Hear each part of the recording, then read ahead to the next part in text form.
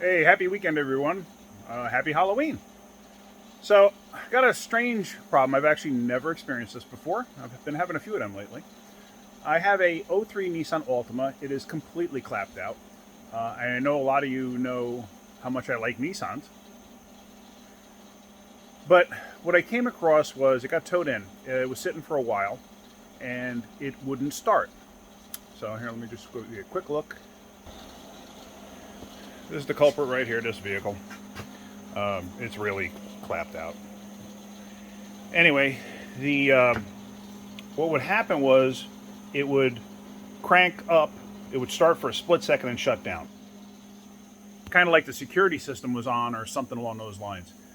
It sounded like it, or it felt like it had fuel and everything else. The way it started, it would start and just shut right down. And I've had many experiences with vehicles doing that and the security system was on. All right, well, I scanned it, nothing. The only thing I found was a P0340 code for a cam sensor. So I went and I checked, and the cam sensor was actually loose in the head. All right, well, that's weird. So I go and I figured, you know what, let me just get one. Wow, this camera's not working well. I figured, let me get one and see what's going on. So I put a cam sensor in. Well, that wasn't the problem. But now the cam sensor was loose, and it looked like the original cam sensor, the way the grease was and everything else on the motor. Let me go back to the motor. So you can see it right there. That's the new one. The old one, I must have taken it away from here. The old one, like I said, it was loose in the head. Okay, so loose in the head. I figured, that's a good place to start. Put one in, like I said, didn't fix anything. So I'm like, all right, what's going on here? I checked fuel pressure, had good fuel pressure. Okay. I check spark, I had spark. Now, I know I got fuel pressure, I know I got spark.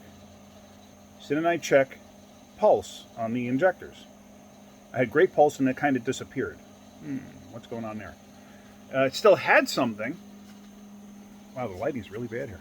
It had something, but it just wasn't correct. So I'm like, what's going on here? What's controlling this? So I'm with the scanner and I'm looking at different data as I'm cranking it, and I don't see anything that's like standing out to me. So I'm like, what controls fuel? Well, you got O2 sensors that control fuel, and you have mass air meter. That's your mass air meter right there. So I took this apart, I looked inside. Yeah, it's pretty clean. Okay. Nothing really going on there.